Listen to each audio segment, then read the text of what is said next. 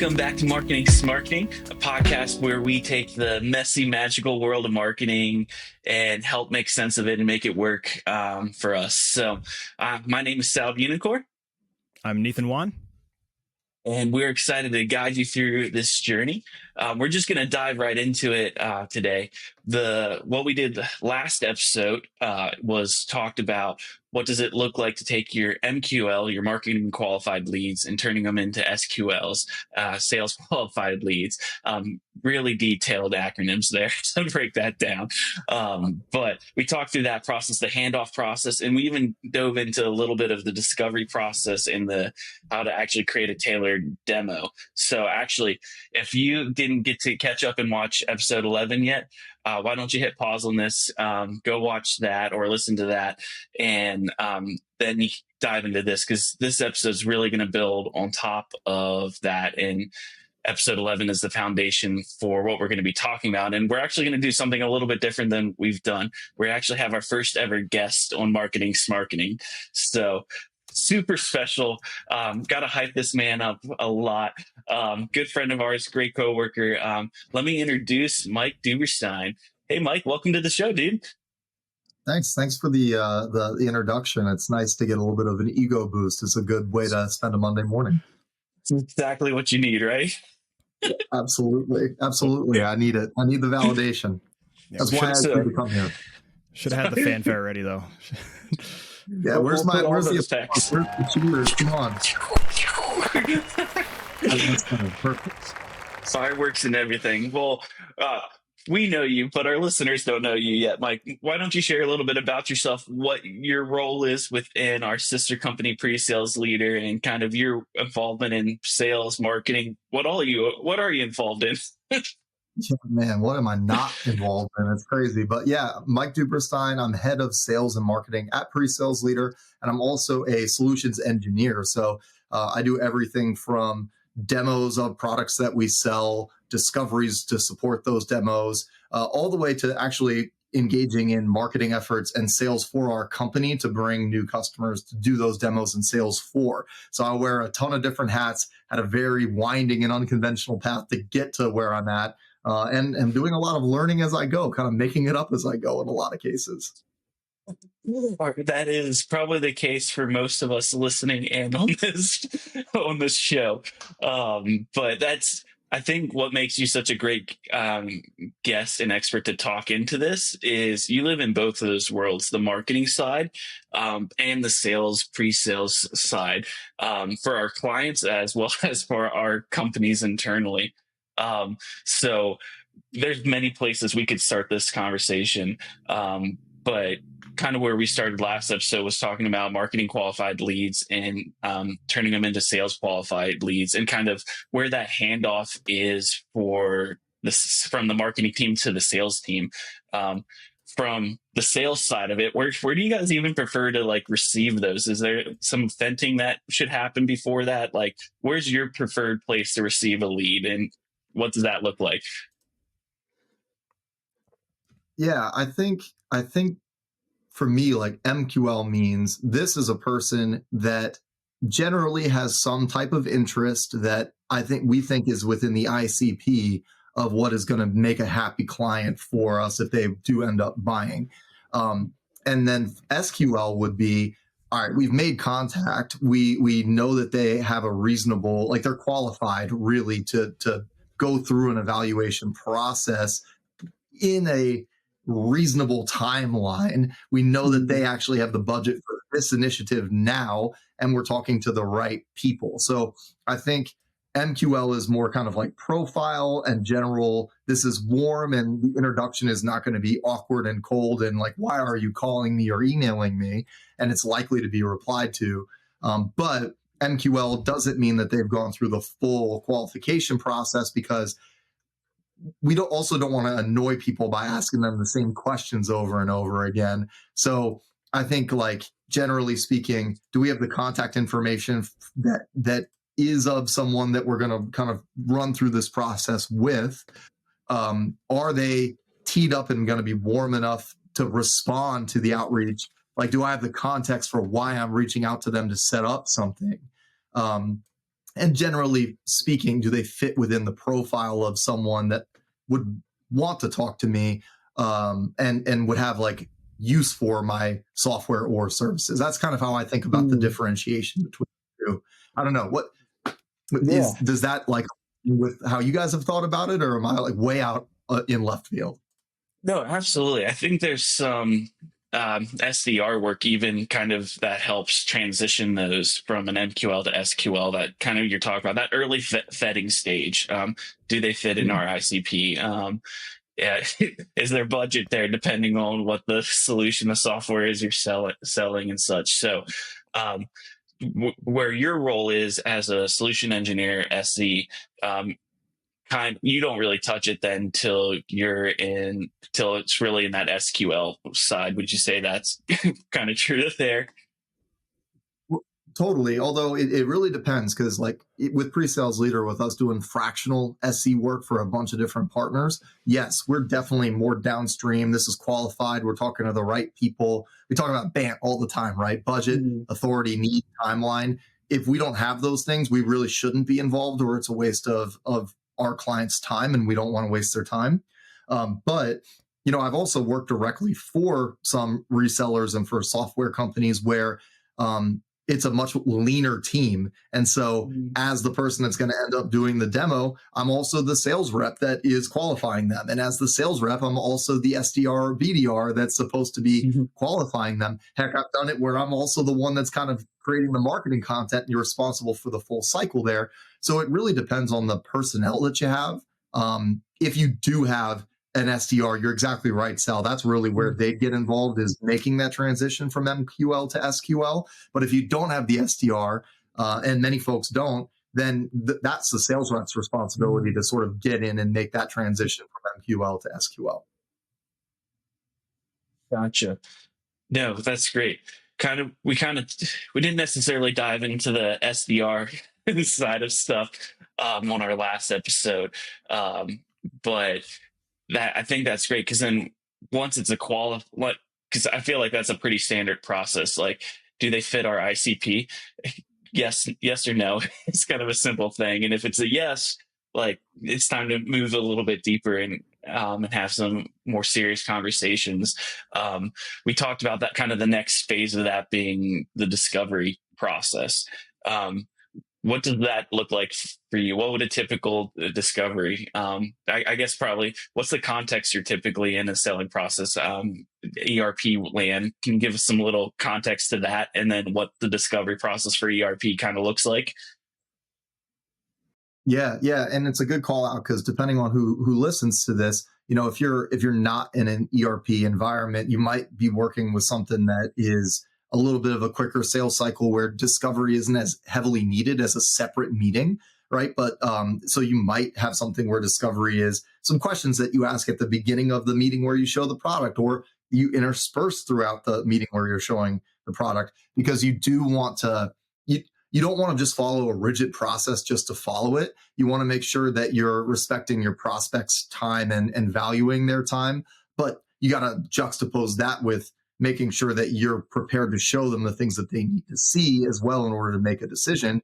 And so, like, you're actually not valuing their time if you don't do a thorough discovery, if you need a thorough discovery in order to be able to give them a good demo. So there's a total continuum here from discovery that happens during the demo to multiple discovery sessions before they ever see a lick of product, that depending on how involved your sales process is, that really will dictate what that should look like, if that makes sense. And then in my case, when I'm dealing with doing discoveries from an ERP perspective, that's going to be like a standalone meeting where we do requalification. And that's a key throughout the whole process. There is requalification. So MQL is a certain level, probably the lightest level of qualification. SQL is when we really start looking at BANT. Now, all of a sudden, we're in a discovery call where you've got a sales rep and an SC involved in it. And guess what? Like, we're requalifying again, and we'll do that again after the demo because things change all the time. Maybe something came up, a new project came up internally that now budget is not something that is going to be available for this sort of initiative. I actually had this happen just yesterday where we went through a full discovery demo cycle. We got a verbal commitment that they want to move forward, but then they ended up going with an enterprise or entrepreneur. Boy, French. I can't do French words.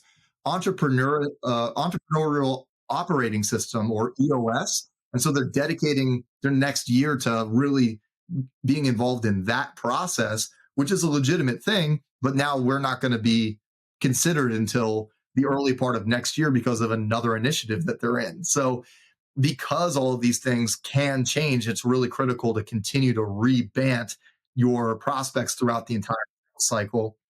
And then in discovery for ERP, we're going very detailed, but we're starting high level. Things like, tell me about your company structure, and kind of ferreting out red flags, and how many entities do you have, and how many employees do you have, and then you get into the technology of what they're using, what they're hoping to gain. You ask questions that they might not necessarily even be thinking of to give yourself a competitive solution compared to the folks that you're competing against. Because if you make them aware of things that your competitors can't do, but they're not thinking of, now you're giving yourself an advantage when you come to the demo. But then, other times, like in sales for the company, as opposed to the demos that I do, we have a conversation. We talk about what it is that they're doing, spend like 5 or 10 minutes hearing about what they're doing today. And then I walk them through a slide deck of how we can help. And usually it's like a one meeting thing where it's a discovery that happens on the very front side of the overall sales process, which is much more abbreviated. So I live in a world of extremes between the two things that I do, my two roles. See, like it really, you have to put some really serious and critical thought into what really would I need to see if I was the buyer in order to make a decision, and then sort of reverse near that to create what your process is. Yeah, we talked a lot about in the last 2 episodes just how live and dynamic these meetings can go, and even during like the demonstration process, like the amount of things that you're going over, the things that will come up as you're demonstrating them. Like, we're going through invoices right now. What about the way we do invoices? We didn't go over that in discovery. And so you're constantly, you mentioned, you're constantly doing that recheck of qualification. So it's a huge deal, especially when you're dealing with software like ERP.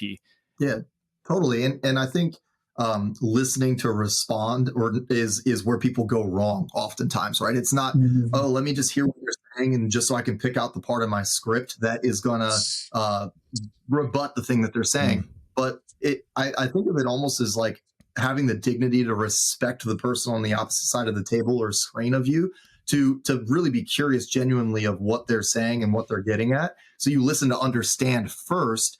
And that's a critical part of the entire process, from MQL to SQL to discovery to demo, is really understanding their unique needs and responding from a heart of like trying to help them overcome their challenges, but listening to them first. So I really think that that's a really big deal, and it requires you being nimble, Nate, to your point, because things do change because you're dealing with a person on the other end, and people, even if the profile is exactly the same, the scenario is going to be different every time because you've got a different person on the other end of it. And it's one of the things that makes the job challenging, but fresh too, right? If it was just the same script over and over, we'd all be tearing our hair out. It'd be boring. But because there's people on the other end, that it's dynamic and interesting every time, because you're dealing with a unique individual every time.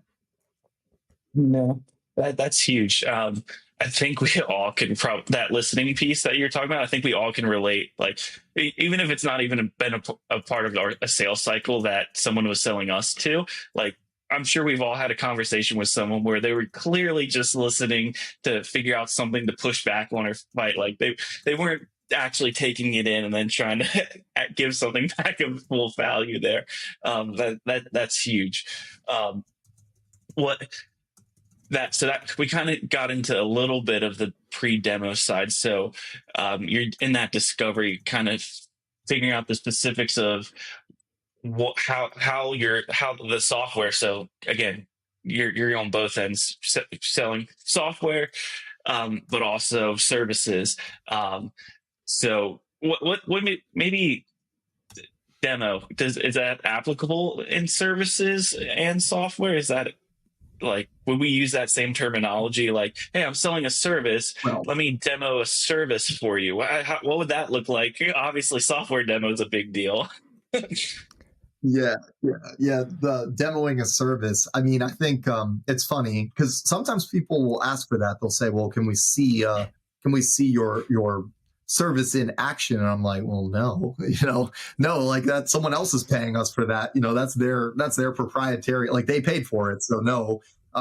But the heart of the question, absolutely, right? Proof of solution, proof that this is going to work for you. Like, no one is going to buy anything unless they have proof of the solution that it's going to work for them. Like, I go to the grocery store and pick out a lime for a ramen thing I'm going to try and elevate. And I look at each of the limes to develop a proof of solution for, is this lime going to work for me? And unless I'm convinced it is, I'm not going to buy it, right? So that same heart behind the demo itself even comes down to consumer purchases that we make. We all make those every single day. And so understanding that that's the crux of what purchase triggers a purchase needs to happen, whether it's a service or a software or a full-fledged ERP. And that's the way that a demo really should be viewed, is it's just a proof of that this solution is viable that then will cause them to want to make that purchase in the first place. Gotcha. I just bought limes recently. I don't know if that.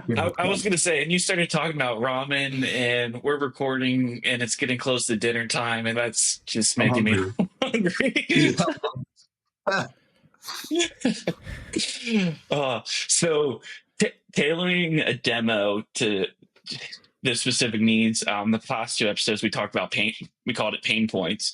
What does that look like for you? Like, so you've gone through the discovery process for software you're working on selling. What does that demo process look like then? I know in ERP land, it can be hours on hours or days on days even to actually do like a full demo. I don't think I've ever sat in a demo that takes 2 days worth of time. What does that even look like? Oh man, the 2 day demos are crazy. I've done 2 or 3 day ones, and they're marathons. Usually, the reason that that's happening is because you have different people that are funneling in and out for different sections. So there's some redundancy that happens there. But yeah, man, those things are crazy. It's like Red Bull, and like you need a week of recovery after a 3 day, 8 hour a day type demo. Nate, I think we shared an office in Yarmouth during one of those that I had, where you must have just had your headphones on and tried to tune me out for 3 days straight. I feel bad looking back that you had to suffer through that with me. But yeah, no, I think every single one is tailored. And believe it or not, when we talk about a 3 day, what is it, like 24 hours of demos, still the heart behind that is show the minimum product that you can in order to help them make a decision. The second you start showing them anything more than you think they actually need to see, that's when you start losing them. And this, it sounds really intuitive, but people get caught up in this all the time. It's like here's my favorite thing about this product. And it's especially applicable for founders that are demoing products that they really are mostly responsible for creating, because it's their baby. Think about it, like when like many of us, I don't know, Tim, you don't have kids, do you? But our producer Tim, Sal, and Nate both have kids. So you guys do this. You have like grandparents, or your parents are trying to show off the kids, and they'll just go on and on to strangers about the kids and all the things that they're proud of, and the stranger's like, oh cool, that's a kid, and like, let's move on now, right? It's the same exact thing that a founder or someone that's deeply invested in a product struggles with, because it's their kid. They're a grandparent more than even a parent, because they're so freaking proud of what it is that they developed, and they should be, because they put a lot of work into it. But there's other context for sharing that level of detail. You really need to strip that away and only show the one or two things, or the fewest things you possibly can, that are going to resonate with that buyer. And it's all about self-control in that environment. What's the least that I can show them for them to feel like they have a good understanding of the solution? And sometimes that's 24 hours of demos. with a certain type of buyer. It could take that long to show them the minimal amount that they need to make a decision. But that's what you should be driving at in the demo process is what's the least amount I can show them in order for them to feel comfortable that this is going to be a solution for them. Yeah, I like how you went there with the kid analogy. The first thing I thought of was like, hey kids, look at this cool song that I listened to when I was younger. And then they're like, oh, we don't care about that. Yeah, totally. That's the way I thought of it. But no, that's a big deal. Huge. Yeah, I love it because I talked previously about coming from like the church world, and I've been on the receiving end of so many of those conversations. Just like, I'm so glad you love your grandson or granddaughter so much. But so kind of talk about like you've got the founder demo, like the person who's so excited about every bit of the software. What demo horror stories do you have? I'm sure you've got some good ones over there, maybe of yourself or maybe ones that you've sat in over the years. This may bring back some PTSD. I don't know, but any good stories that you could share? Yeah, I mean, I've been in on demos, and a cardinal example of this is if you have an hour in your demo and like you're half an hour in and you're still in your slide deck, you probably need to look at trimming that way, way, way back, because what your slide deck is you're talking about your company, how you got there, all the customers that you have, you, right? It's not placing your prospect as the hero in that meeting. So yeah, those slide decks are incredibly dry. That is, anytime that there's a slide deck that runs longer than 10 minutes, it's a horror story for me. I'm like, get me out of here. I need to take a shower. I feel grimy. And then actually demos themselves, when you're going through every single screen, I'm not going to call out like specific ones that I've seen. I don't want to embarrass anyone.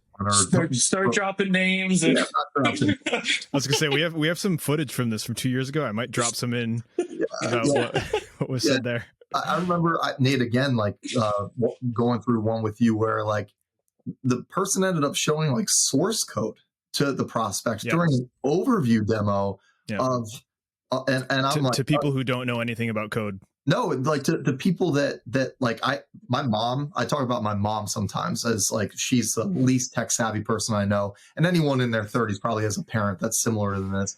That's who this prospect was. They were like not tech savvy. They're the exact opposite. They were Luddites basically, like struggling to figure out Zoom or Teams, and we're showing source code to them, and I'm like, guys, no. If you don't have a fully functioning product, that's fine. You're still in beta. We need screenshots or something, right? Like, let's keep this thing way, way higher level. And they were trying to show every single possible thing you could do with their product, everything that was going to happen. And they're great guys, and they have a great solution, but they weren't really able to position themselves in their, like they weren't able to enter the mind of the buyer in that case and say, hey, I really need to pare this thing back to suit what their needs are. Cause that wasn't it. We didn't win that deal in that case, that it was shell shock for those folks. And that's what you do to those types of buyers is you just shock them out of interest and into like, I just know that's not going to work for us. So, yeah, you can find other contexts to go deep with other people that are at that type of level. And over the course of, 50 different opportunities, you will have opportunities to go to that level because you're occasionally going to come across a technical buyer. So just relish that, right? Like you're going to have the opportunity to tell your whole story over the course of 50 different opportunities. Yeah. So don't try to tell your whole story at once. Just relish the opportunity that you have to share a piece of it with each prospect. Only share that amount that they need. And that makes it a lot more fun as you're going through it and not as dry. that Yeah. that reminds me of a question I had earlier, but I forgot it because I forgot it. But talking about people, and this person doesn't know anything about source code, technical versus non-technical people, and then talking about these multi-day demonstrations is a big key here. Is like you're also demonstrating specific parts of your software to specific people, right? So Oh, you're yeah. not always it's not always a room full of everyone who's going to use the software. It's you're demoing to the CXOs, then you're demoing to the finance peoples. So it's like crafting your demonstration and knowing what to show them per person, per basically customer profile.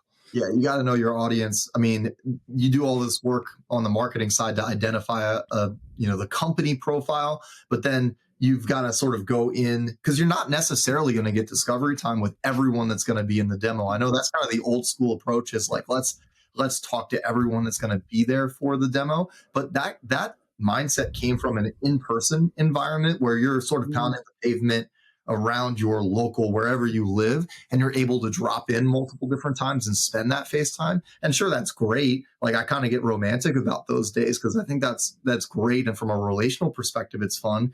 But in the post-COVID world, it's very Zoom, like virtual meeting centric, and so people are expecting to move a lot faster than that these days, and so you don't get that type of time. And so you kind of have to have a mental note of, here's the type of personas that I have within my ICP: project managers or controllers or AP clerks, and ask strategically, like, hey, who are you thinking about inviting to the demo?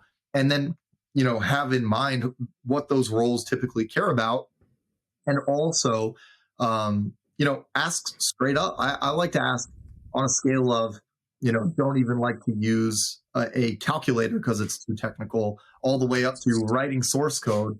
1 to 10, where do these various people fall in a tech savviness and enthusiasm about technology perspective? Because that right there can tell you sort of how to approach the demo. But then the other big thing is, don't wait till after the demo's over to get feedback, right? Like, I'm really big on asking questions as you go throughout the demo. And I really like this technique of accusation auditing, where I put the two extremes that people might be feeling out there. And I'll say, so how are you feeling about what you've seen thus far? Is it so robust that you're overwhelmed and you're feeling like, I don't know how I'll be able to work with this thing? Or are you feeling like it's really user friendly and simple, and you love it? Or are you somewhere in between? And inevitably, it is that somewhere in between, or maybe even they love it.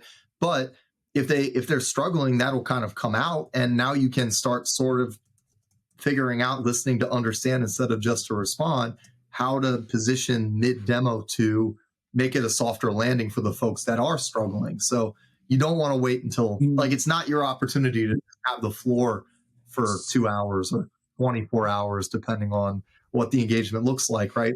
You got to be getting client feedback as you go along. You shouldn't be going through any theme in your demo and transitioning to the next theme without getting a sense of how that theme resonated with your audience, and if there's anything that's worth rehashing or going home or talking about, how you'll be well supported if they're struggling, right? Because you need to be able to pivot to give assurances before you then overload them with other elements from what you were planning on showing.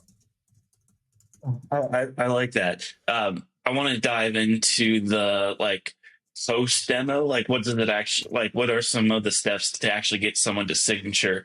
But the one question that I thought was questions. How do you handle questions within the demo? Obviously, you were talking about checking in with the people you're demoing to.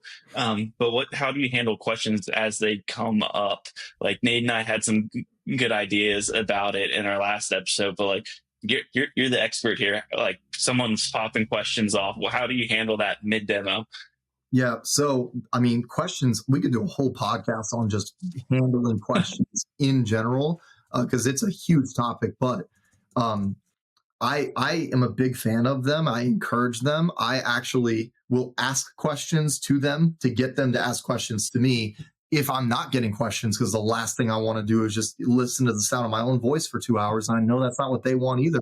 Like, anyone would fall asleep listening to me talk for 2 hours straight without interruption. So I encourage them through being the person that asks them questions. And again, if you have enough reps, you know the types of questions folks are asking. And so you can sort of get out in front and ask those questions. And now, as they're responding and asking those questions and giving you answers to them, now they're in the groove where they're asking questions. Like, I just did a demo recently where the guy was prepping me for it. He's like, oh, the person that sits in, like, she's very reserved. She holds her card. She doesn't really ask questions. So just be prepared for that.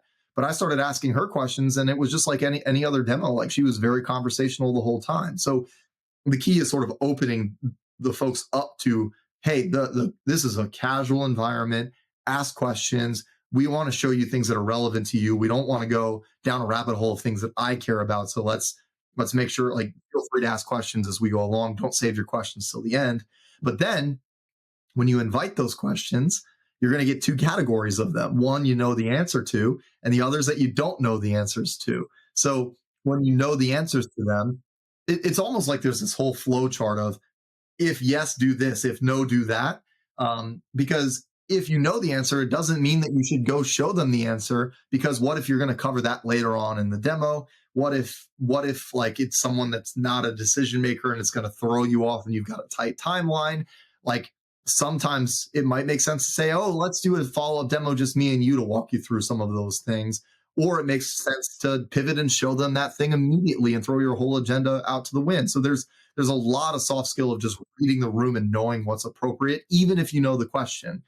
And then if you don't know the question, sometimes it makes sense to just go and try and figure out what the answer is while you're live with them, as long as you can do it quickly. Like, I really like, it's a good opportunity to build a rapport, because you could say, I'm breaking all the demo rules here right now, right?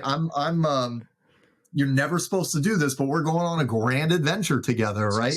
And that lowers the stakes for, if they don't get the answer, it'll be easy to follow up, but you've just built rapport and built trust because you've shown you're willing to sort of go outside what you were thinking to get them an answer. And that really shows well and builds trust, even if you don't give them an answer on the call. But then the worst case scenario is, you don't feel like that's a good idea, and it's not always a good idea. So you just say, you know what, I'm not actually sure what the answer is. Let me take a note there and I'll get you an answer. And then you have to follow up with the answer. That's a big thing. You can't say, oh, we're going to put that on the parking lot and then never, ever address it again. If you say you're going to do that, give them an answer within a day or so of the demo, same day if you can. No, that's great. And that slightly different approach than what Nate and I actually took in our last episode. Nate and I were kind of more like, hey, quick questions. Yeah, answer those. But like, if it's a little bit more complex, if it's taking you in a different path, like, just kind of do the polite thing of like, great question. Let's actually put that on the parking lot and get back to that afterwards, or you and I can follow up on that afterwards. But I love that your approach of, it's the more personal, and like even reading the room of like, hey, actually, it's not just this one. Most questions aren't just that one person. When you're in a group setting, there's probably multiple people thinking that. So like using soft skills to read the room and like, it is worth going down this rabbit trail a little bit right now. But yeah, that follow-up's important. So like with the last little bit of time we have here, like what is that follow-up? Like, the demo's over, you're done. I'm sure there's scenarios where maybe a second demo is needed, but like let's assume like the demo phase of the sales cycle's fully done and it's just the last wrapping up. Like, what does it take? Like, what's the steps before in getting them to like signing an SOW or a proposal or something like that? Yeah. I mean, boy, your listeners are just going to hate me because it's a continuum every time with my answer. But again, if it's like a point solution or like what we do, I honestly, like, we'll look at pricing on the same call where we look at our process. I'll say the next step is I'm going to send you over a statement of work for your review, and we get it signed, right? Like, that's the best case scenario. If you have a product where you can sell it, do discovery, demo, and close on the same call, great. But if it's more complex, then you want to show them pricing either on the demo call or like as quickly afterwards as you can. And you want to have already qualified them before. I mean, there's a whole, again, podcast episode here in terms of, when do you talk about pricing? Do you get into detail before you do the demo so that you avoid doing the demo if they're not qualified?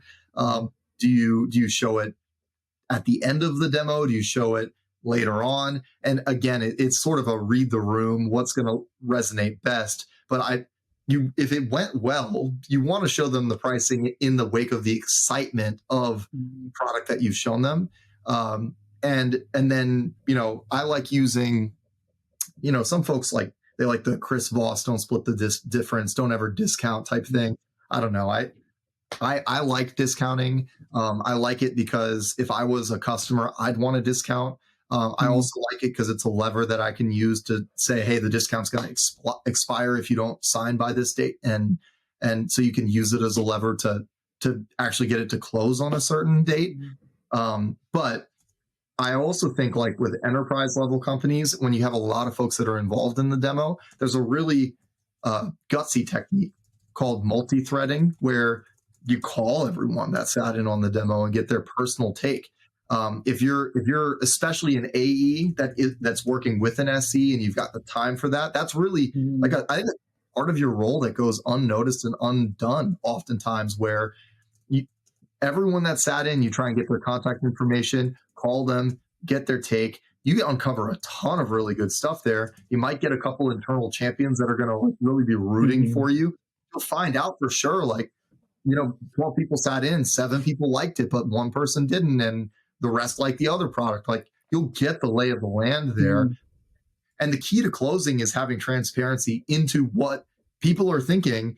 And that's the way to do it, is call your champion, establish new champions, find out what's actually happening behind the scenes, get the lay of the land, and then get strategic. That would be my advice is, you can't act on anything if you don't know what the truth is. So discover the truth. Don't be afraid of it. And then strategize from there to figure out what needs to be overcome in order to get to that close. No, that's great. You said it a couple times, but we could spend hours on some of these topics for a long time. Sounds like we need another podcast. I was going to say, Nate, what are your thoughts before we sign off? What's going through your mind? I did such a good job. You want to sign up? We're signing up right now. I think it's great. We kind of touched on a lot of things that we went over in the last 2 episodes, and I loved the input that you were able to give us, Mike, on personal experience and going towards these things and kind of diving deep into these topics and what it's like when you're there and doing it and the people that you might interact with, and I think the whole how dynamic and how living and moving this process can be is one of the skills that you got to pick up if you're the person handling these types of meetings, is being able to recognize those moments and being able to navigate them in a efficient and good way. Yeah. Well, sweet. Mike, we will have to do this again. And there's so many areas that we can dive into the sales cycle with and really get granular and just learn from your experience doing this. And that's not even touching on the marketing stuff where we really live with this, going through the go-to-market strategy. The tail end of that is the handoff to the sales team and a little bit of that sales cycle there. But Mike, thank you so much for the time and sharing your experience and your take on all of this. And you're over with the team at Presales Leader. People can find you on LinkedIn. But just really grateful for your time. Let's do our sign off here. Be sure to follow the Marketing Smarketing show on any of your favorite podcast apps. Leave us a review if you're enjoying the content that we're putting out there, and connect with us on LinkedIn. We'll be back again in 2 weeks. Same platform, same chaos conversations that we're going to be diving in here. So thanks so much for tuning in. Have a great one. Thanks for having me. Nice. See you guys later.